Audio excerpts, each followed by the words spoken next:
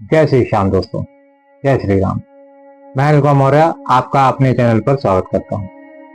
मैंने देखा है कि बहुत लोग अपने इष्ट का ध्यान करते वक्त, पाठ करते वक्त जब पाठ करते हैं तो उनका ध्यान किसी और चीज पे चला जाता है। मतलब वो अपना पाठ करते हैं और सोचते हैं कि वो उनके दिमाग में कुछ और चल रहा होता है कि उनसे मिलना है, उनका अकाउंट में ट्रांसफर करना है, उनसे क्या कहना है। वो पाठ कर रहे हैं और ध्यान कहीं और है।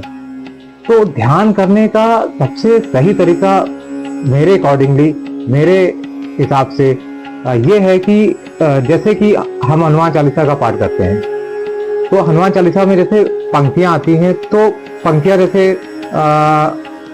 लाए सजीवन लखन जियाए, श्री रघुवीर हरषि उर लाए। तो इन पंक्तियों को ध्यान में हमें रखना है कि जैसे इन पंक्तियों में बोला गया कि लाए सजीवन लखन जियाए, श्री रघुवीर हरषि उर लाए।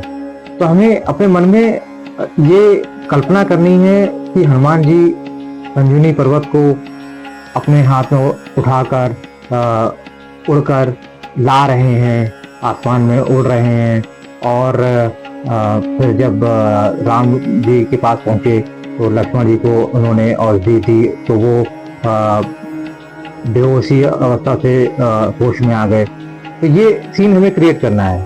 और फिर जैसे राम जी जो है उन्होंने वो उनको खुश हुए राम जी और उन्होंने जो है हनुमान जी को गले लगाया।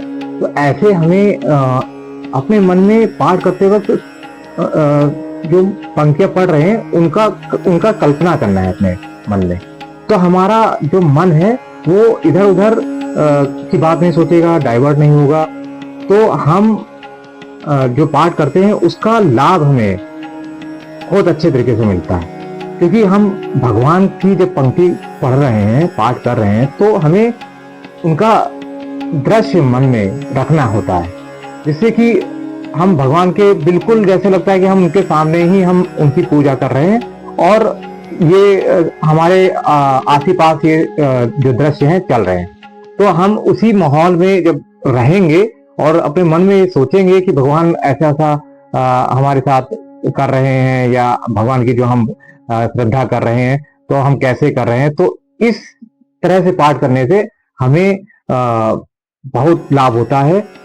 तो मेरा ये कहना है कि जब हम अपने इष्ट देव का पाठ करते हैं तो जो पंक्तियां पढ़ते हैं उनका हमें अपने मन में दृश्य करना चाहिए, दृश्य की कल्पना करनी चाहिए और पाठ का आनंद लेना चाहिए। इधर उधर की दिमाग में तब ये हमारा ख्याल नहीं आएगा। तो उस पाठ का पाठ करने से हमें पूरा लाभ है। तो यही मैं आपको ये सब बताना चाहता था। धन्यवाद। जय श्री राम, जय श्री श्याम।